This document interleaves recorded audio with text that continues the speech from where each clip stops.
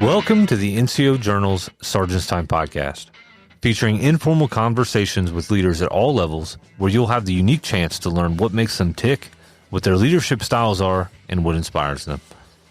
I'm your host, Staff Sergeant Brandon Cox, NCOIC of the NCO Journal, and with us is Chago Zapata, the managing editor. Today we welcome Senior Enlisted Advisor John T. Raines III to our podcast. SEA Raines is the Senior Enlisted Advisor to the Chief of the National Guard Bureau, stationed at the Pentagon in Washington, D.C. He serves as the Chief's principal military advisor on all enlisted matters affecting training, operations, health of the force, and enlisted professional development.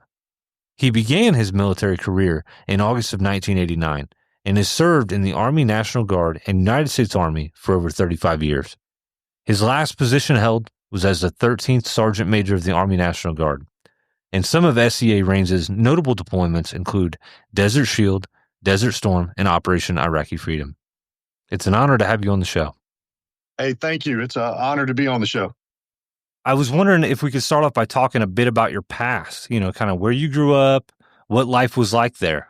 All right. Hey, no, I grew up in Montgomery, Alabama. So you could probably tell with my accent that I'm from somewhere, south of the Mason-Dixon line, and you'd be guessing right. So I grew up in I would say a middle-class family. And during the time period that I moved in, you already mentioned how long I've been in. So that would infer that, hey, I got a little age on me, especially to still be serving. So during the time period I moved, I grew up in Montgomery, Alabama. Not a lot of people in my neighborhood aspired to go to college.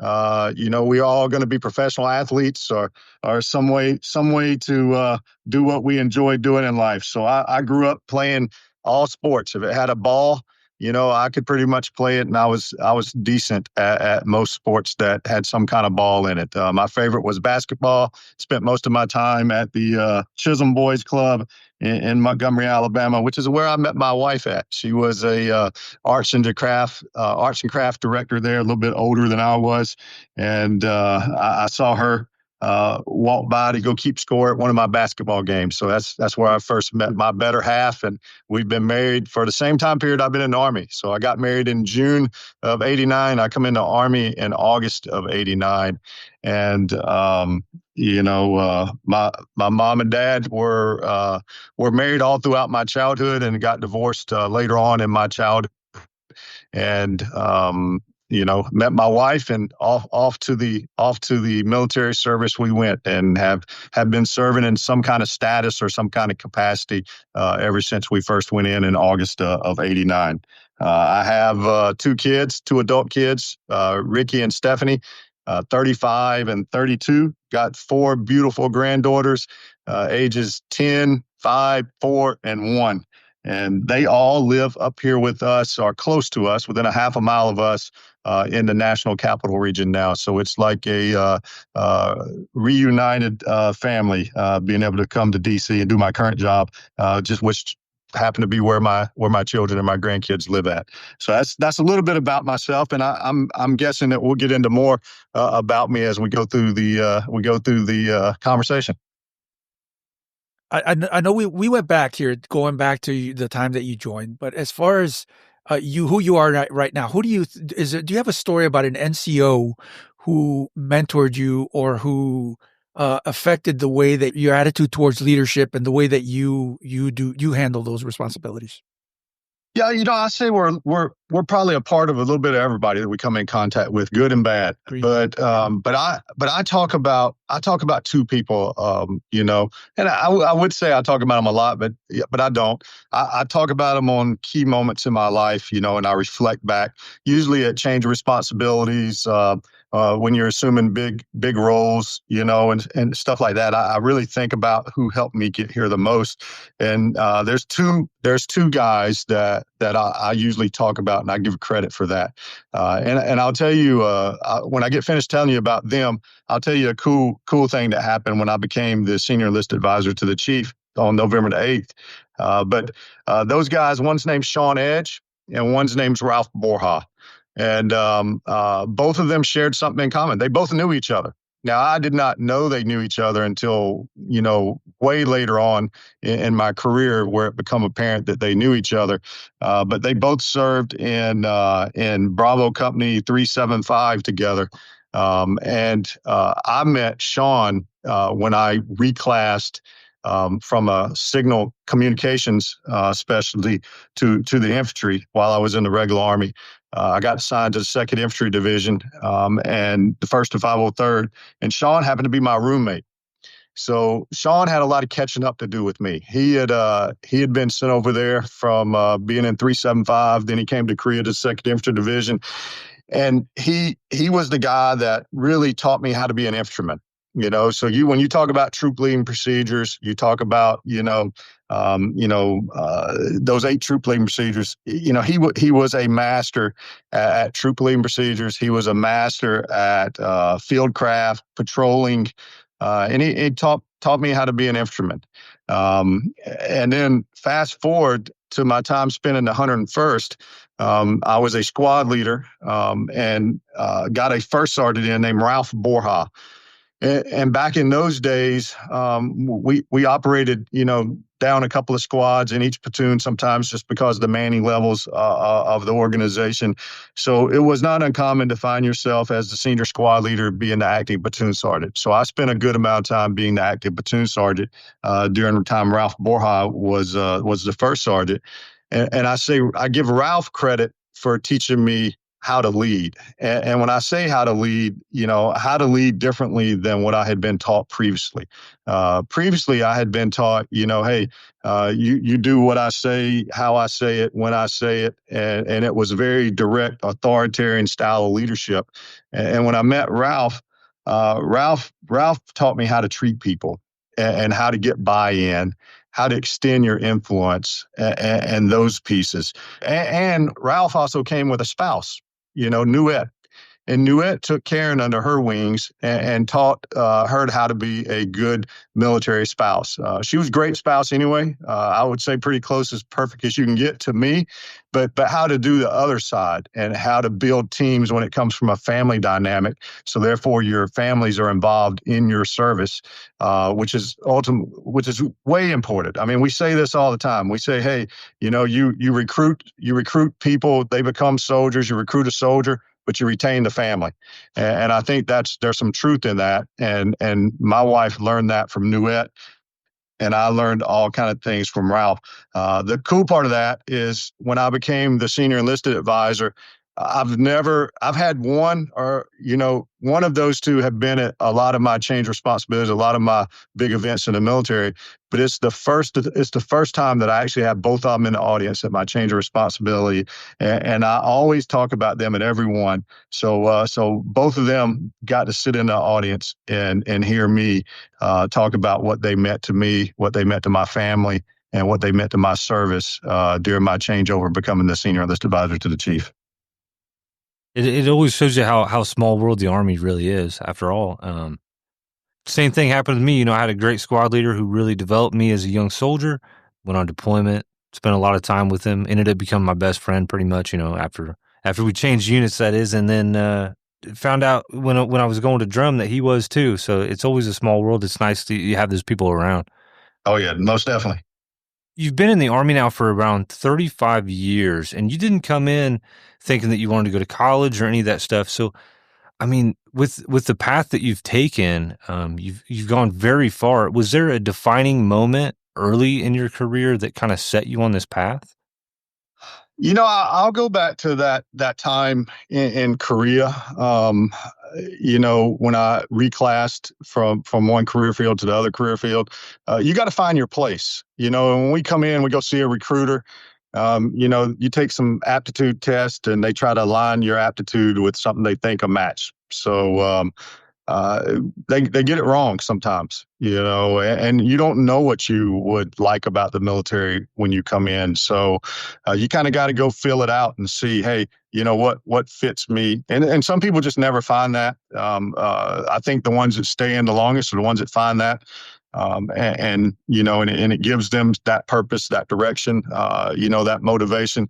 So I think, me going into reclassing as an infantryman, I think was a pretty big defining moment in my career. It introduced me to some key people in my career, like we've already discussed, that set me on a good course, taught me some good things. Without that, I don't know what I would have, been. I don't know if I would have ended up staying in the military, or exiting the military to go explore another career field. It's just hard to say. But I would say that was a pretty, monumental moment, pretty early in my career. I think I had been in at that point. I'd been in about 4 years. And I know it's hard to think about something happening at the 4-year mark that sets you on a path for a 35-year career. But I would say that set me on a pretty good path. But I would tell you there's another event too that I go back and I look at, because I was a firefighter. And when I got out of the regular Army after those 8.5 years, I come back home. My dad was a firefighter, so I come back home to be a firefighter in Montgomery, Alabama.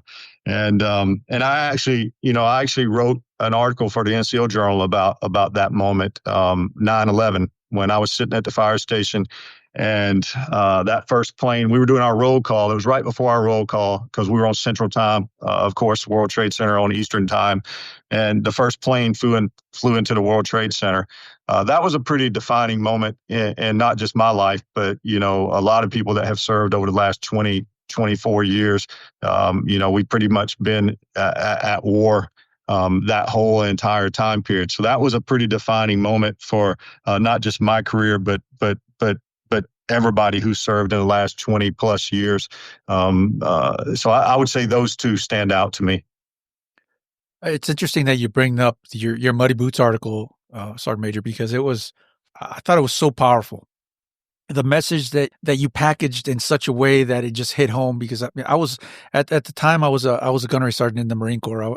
It's funny how my career up until I retired in 2009 pretty much kind of mirrored yours in some small ways, because I joined in 1989 in January, and I served in Desert Storm. That specific occurrence, and the way that you grew from that.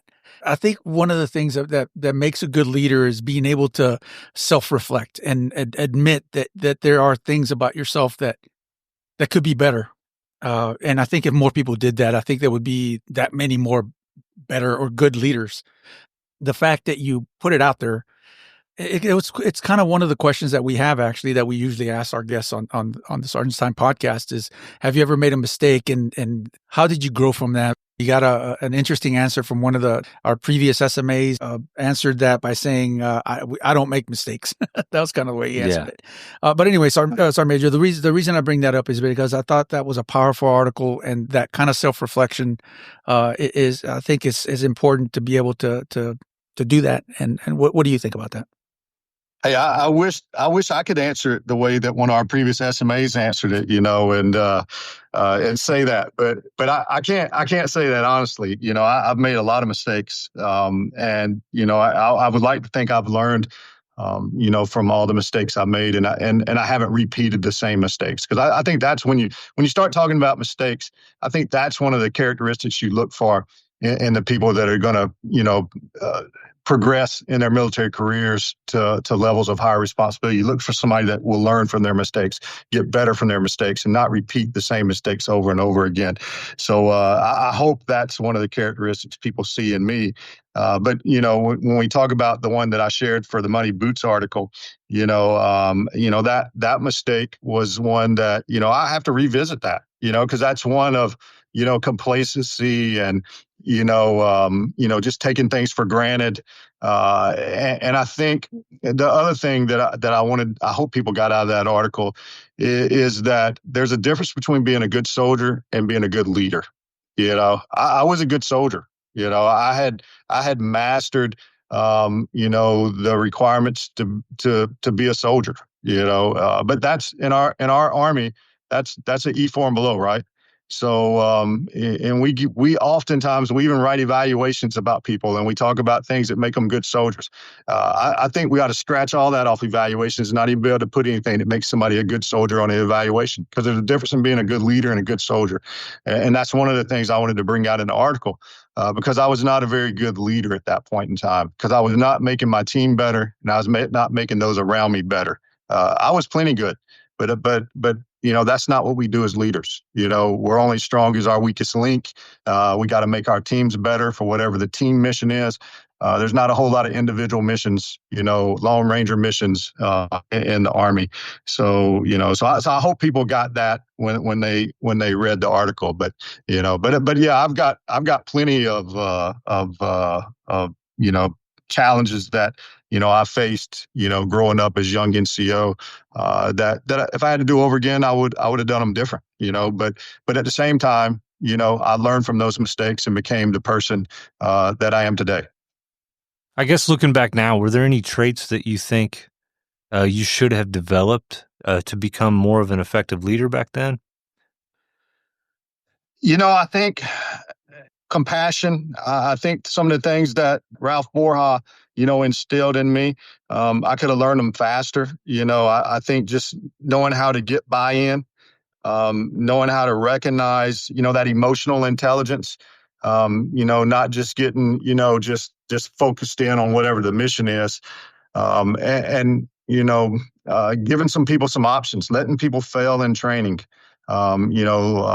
making people, step up to positions they're uncomfortable doing. Not always, you're the leader, but you don't always have to be leading everything that your team does. In fact, if you want them to get better, probably step out of the equation and be a Joe for a little while and tell so-and-so, hey, they're going to lead here. And just let them learn from, repetition, and just let them do it, over and over again.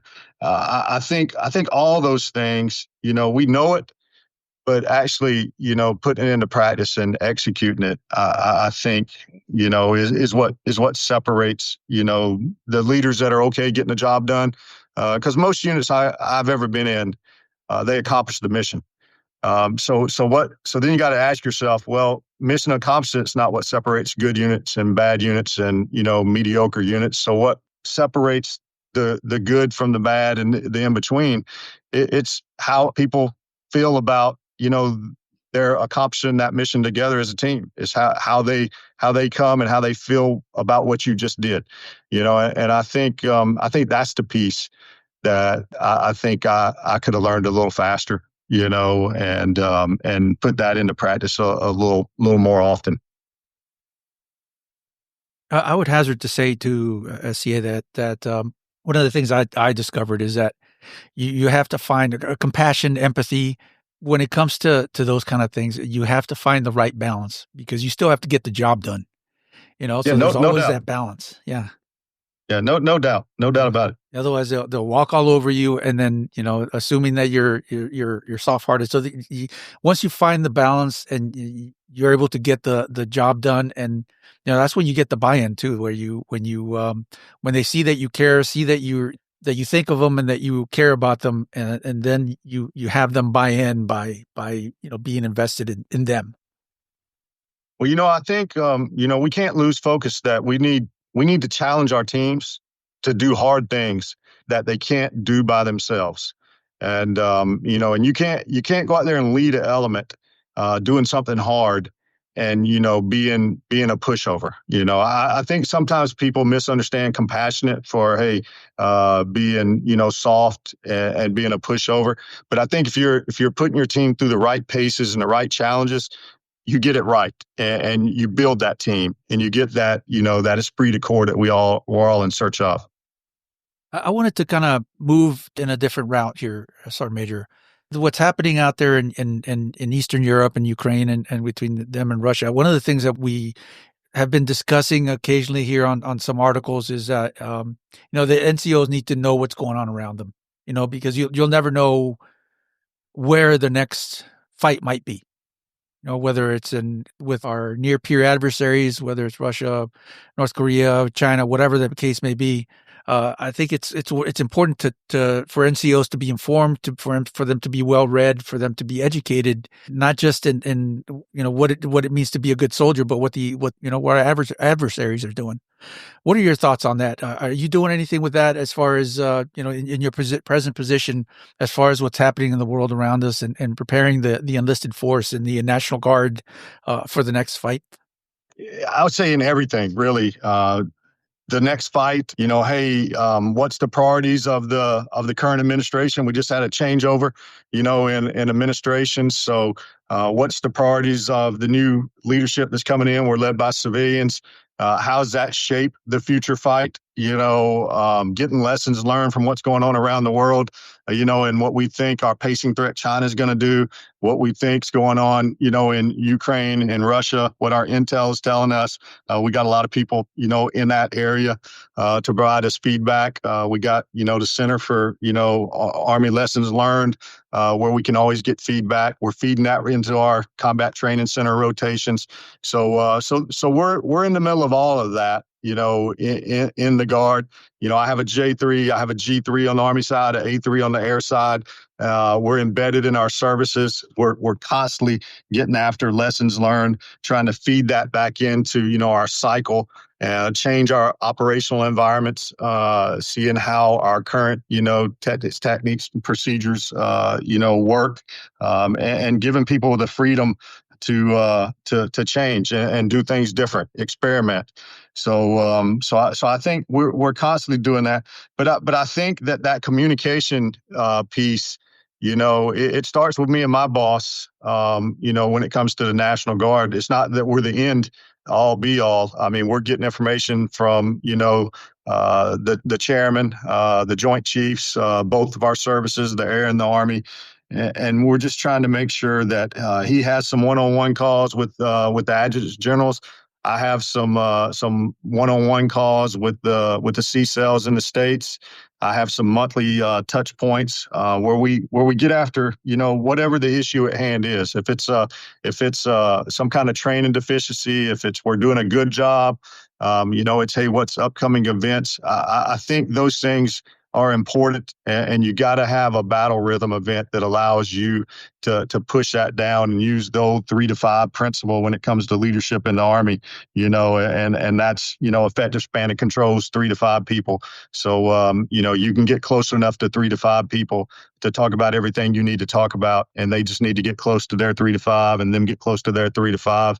That's the only way I ever get the information pushed out to 430,000 soldiers and airmen, across the world, really.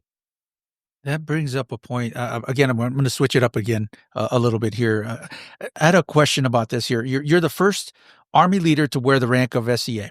So could you tell us about that? And also, how did you kind of prepare for that? What did you prepare? Because your position is kind of unique in the fact that you are also the senior enlisted advisor for both the Army National Guard and the Air Force National Guard. So it's kind of a unique thing here. And, how can you tell us a little bit about that? What is that like? Well, I'm number 7, so it's not totally unique. It just took us a little while to get on board with hey, recognizing the position for what it was. So it wasn't until number 6, he was air, that we actually formalized the position, moved that in line with the other, 7 principal enlisted leaders across the Department of Defense. So the one your audience is familiar with is Sergeant Major of the Army. So I got moved into the line, same line as the Sergeant Major of the Army, when it comes to pay, when it comes to special duty assignment pay, when it comes to positional colors, when it comes to protocol, when it comes to those things. So we've been doing it a little while. These are 4-year statutory tours. So I'm number 7. So when I'm done, that'll be about 28 years. So it took a little too long to get us elevated to the same level. But hey, we have been now. And it doesn't matter if it's a soldier serving this position or an airman that serves in this position. We'll be good from now on. So how did I prepare myself for this? I think that me being close to it, being the Army National Guard, Sergeant Major for the Army National Guard, I was the 13th Sergeant Major for the Army National Guard, kind of allowed me to see my predecessor, in action, see what he was doing, see what his priorities were, and how is that different from mine being the Sergeant Major of the Army National Guard. And I'll tell you a little bit about how that differs. Train, man, equip. If you wanted to throw a couple of words in there as my job as the Sergeant Major of the Army National Guard, that's where my focus was. Train, man, equip. It was not really operational. I didn't have a headquarters that was going to go to war headquarters. We were really focused on policy, funding, and those things that get after train, man, and equip. So the difference in my current role is it's a little more operational. Not that I'm a warfighting headquarters, but when you start talking about the Guard and you start talking about our three, fundamental missions that we have, you go to warfighting, you go to homeland and partnerships. So when you look at those, obviously the warfighting piece, that's pretty easy coming from being the Sergeant Major of the Army National Guard, because that was, we were the combat reserve of the Army. So we provided about 48% of the combat, maneuver strength for the Army. And that's what our primary role was, is to get ready for that. So then air is the same way. So the air has a more day-to-day operational, touch with defending, the air space of North America, to include the United States. So, but then you get into the homeland piece. We just saw the wildfires out in California. Before the wildfires in California, we had January 20th, the inauguration. None of that stuff happens by itself without there being troops on the ground. So we had about 9,000 soldiers on the ground for the inauguration. January 6th, certified electoral college vote. We had to have soldiers on the ground. Before that, when I first come into the position, we had the storms that rolled through the Southeast, most notably around that mountainous area between North Carolina, Tennessee, Georgia, that area in there of the mountains. Everybody saw the devastation that was there. So that's very operational. You have units deploying with their combat gear that are going to deploy, in a defense to support civilian agencies, where we're in a supporting role, but it's a very operational piece. All of those that I just named, and we're used to doing that in the Guard. But as the Army Guard Sergeant Major, I wasn't very hands-on those pieces, but as the SCA, I'm going to touch every one of those. So most of the time when something like that happens, me and the boss are just the boss. We're going to go to where the troops are on the ground, to encourage them, to see what their needs are, to make sure that they got what they need to do the job. Then you start talking about the warfight piece, and our just partnership, that other part of that mission piece. And that's both our international partners, other countries. That's our partners across the joint force. That's all of our partners. So I have to go and visit other senior enlisted, that we part in something called a state partnership program, where each one of our states has a nation that they partner with. Most notably, Ukraine is a partner with California. So one of Ukraine's first phone calls was not to the Department of Defense. It was to the California National Guard, who they had a 30-year partnership with. So keeping those things alive, making sure that we're being good teammates, those are big pieces. Now, getting back to how do you prepare yourself for that? I think just through the normal progression and normal assignments coming up, being a state sergeant major, being a CSEL over the joint force at the state level, and then being the Army Guard sergeant major, and then having some timeouts in there, going and actually working at a geographic combative command where I was the J3 senior enlisted leader at Indo-PACOM. So I think those things, they prepare you along the way. You don't wait till the day before and say, hey, I need to prepare to be the SCA. You prepare over, a long career. There's a difference between the Army though and the Air Force, and there's like a cultural difference. Has that kind of created any sort of challenges for you, Sergeant Major, or is there anything there that, or is it pretty much they're so similar that it's just kind of in a way maybe blend together so that it's all the same challenges regardless of which branch? Well, I think leading people is leading people, and it doesn't matter. It doesn't matter if you're a soldier, you're an airman, you're a Marine. It doesn't matter. What's the root word of the definition of leadership? It's influence. So how do you influence people to do what you need them to do? So I don't think that changes when the mission changes. And obviously the Air Force mission is different than the Army mission. So, but how you influence people to get after either one of those stays. So I think if you stay in that lane and you're a joint leader, you're good. Obviously you want to know something about the culture of the services you lead. So obviously I want to indoctrinate myself and I want to learn from the air side. But I'm never going to consider myself the subject matter expert in Air Force. And I think that wouldn't be real if I did that. They would see that, hey, well, you read that in a book somewhere. You obviously didn't grow up in the Air Force because you're dressed in the Army uniform. So, although what you're saying is correct. So I think as long as I stick to the people front and the people domain, it puts me on pretty solid footing. And I trust my Air National Guard CCM, Command Chief Master Sergeant. I trust him to lead that organization. I trust my Sergeant Major of the Army National Guard to lead that organization. And then, I concentrate on the things that are in my wheelhouse that I developed over, 30 years of being a soldier, but also in that 35 years of leading joint, elements and learning the things that I just laid out for you and just staying in that wheelhouse of, what we all share in common together. What are some of the big initiatives or goals that you're looking at, as you sit in the seat? Well, my boss has been working, on his priorities. We didn't want to get ahead. We kind of came in together around that November time period.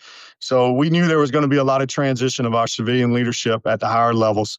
So we didn't want to get ahead. So we've spent a lot of time together. Well, we've talked about, hey, what are the priorities? But we also, I think he feels the same way I feel when you start talking about leading at the strategic level. If you come in and you just totally do away with the old and put in the new, which there are some cases where you may need to do that, but how strategic would that be if we just changed our thought process and what we focus on every 4 years? That wouldn't be very strategic. So with that, there's some commonalities in where we set our priorities. But we agreed that, hey, we're going to start with people. People are going to be the focus of everything. And then we're going to get after what he calls RPM, which is readiness, partnerships, and modernization. And then, we're just going to spin in that RPM. If you think about an RPM being a tachometer on a car and just spinning around and spinning around, we're going to work on that readiness, partnerships, and modernization as much as we can in order to get as competent as we can, as ready as we can, and be as lethal as we can. So therefore, we project strength. And then hopefully, the whole Department of Defense is in that same, mindset. And then what's that produce? Hopefully that produces deterrence, which produces peace. And I think you'll hear the administration, talking about peace through strength.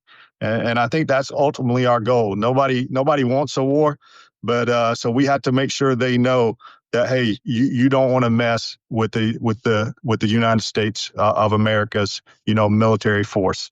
And I think that fits us in good with the secretary's, his mission.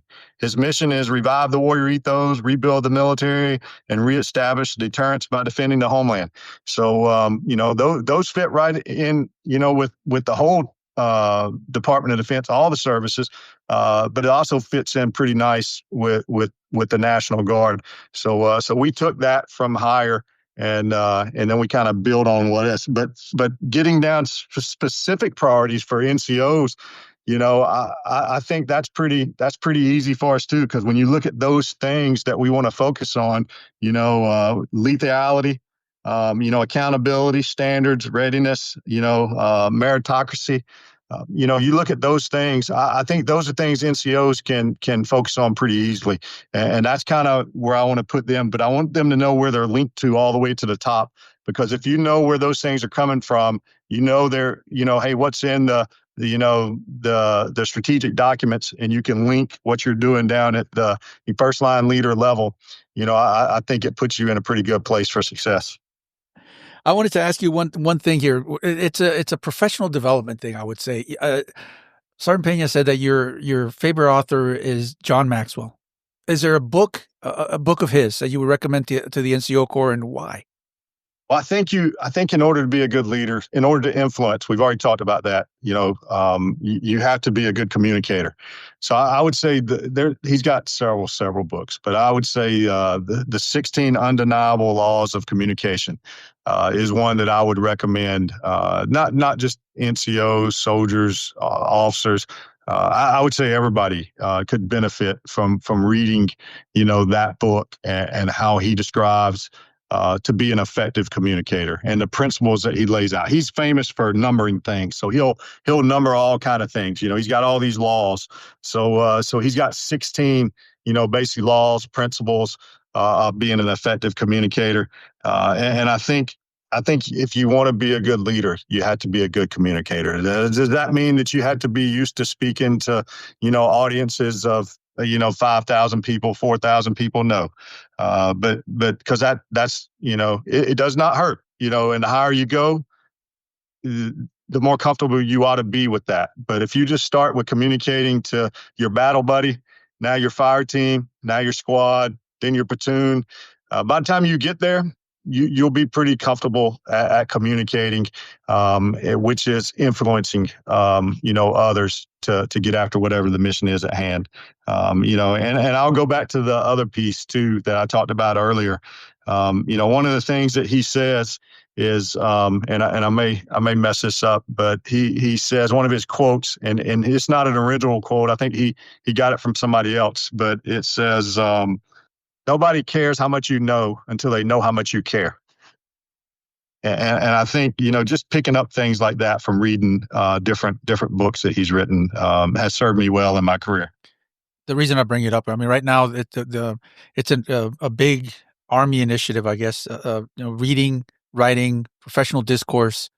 I think it's important that NCOs not fall behind. Having recommendations like what you just provided, Sergeant Major or SEA, I think it's important for NCOs to be aware that there's things out there that's going to help them, not just them, but because we also have officers and civilian professionals, and I would say even some junior NCOs or soldiers who listen to our podcast. And I think it's important that they know that there's material out there that that'll help them grow professionally and personally, I would say, because I think leadership isn't just an Army thing. It's if you want to be successful at anything, being a good leader is going to help you succeed regardless.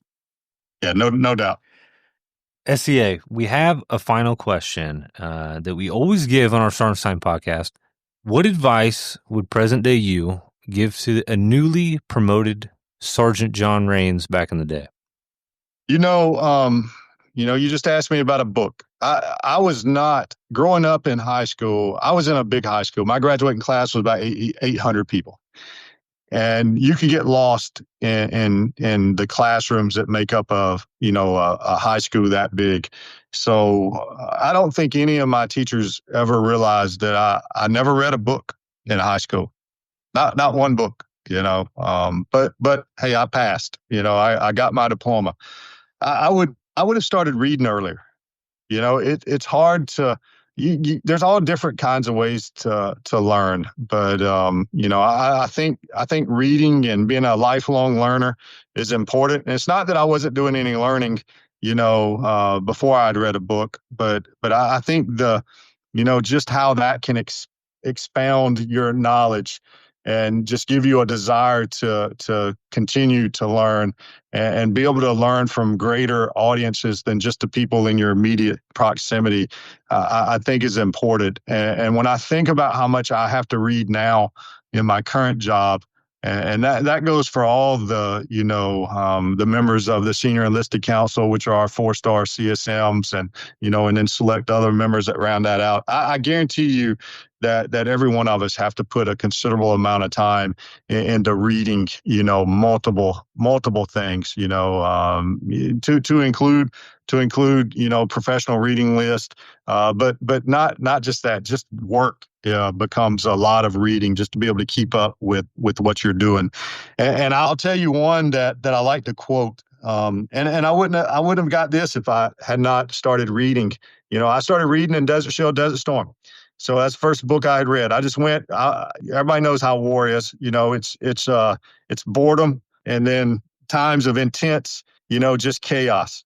So during that boredom time, I just went and looked for the biggest book that I could find. And that was my first book that I read. I still have no idea what that book was about. It was not a very well written book, but I made it to the end because I kept thinking, hey, it's going to turn around. Next page, it's going to all come together. I finished that book. It never came together, but it made me become a reader. And I started reading, and it started that quest of just knowledge. And this is one I use a lot. It's leadership is all about people. It's not about plans. It's not about strategies. It is people motivating people to get the job done. You have to be people-centered. That comes from one of our famous generals who became a chairman. That from General Colin Powell. Just being able to pick up little things like that and learn from them, without having to know them, without being sitting next to them or without being in a classroom, I think is just valuable. So that's the thing that I would have told myself is, hey, start that sooner. Start reading sooner. It helps you be competent, helps you decide on what's your course of action, how you want to go, which way you want to go, and it even gives you some ideas of the how to get there to meet your goals. Well, do you have anything else, Sergeant Major? Anything that you wanted to discuss that maybe we didn't touch on, or anything that you have as a priority that you'd like to throw out there to the NCO Corps, or better yet, to the Army in general? If I had to throw anything out there, it is the National Guard is 430,000 strong, 325,000 on the Army side, 105,000 on the Air Force side, and we are the best teammates on the planet. We are here to try to make the joint force better, and we're out there every day, bringing all of these different skill sets that we have as citizen soldiers, citizen airmen, to the team. So when you get a guardsman on your team, they may be an infantryman, they may be, a commo guy, but they're probably also bringing another skill set to the team. And, and I hope that we show that everywhere we go. I know I see it, and I get leaders, tell me that all the time. And we are, heavily engaged, heavily involved in everything that the Department of Defense has going on. And we're going to be whatever our country needs us to be when it comes to the National Guard. Thank you, SEA, for joining us. And thank you to our audience. Remember to put your knowledge to the page, submit articles, and get published with the NCO Journal. Don't forget to check out our webpage and follow us on social media. We'll catch you next time on the Sergeant's Time Podcast.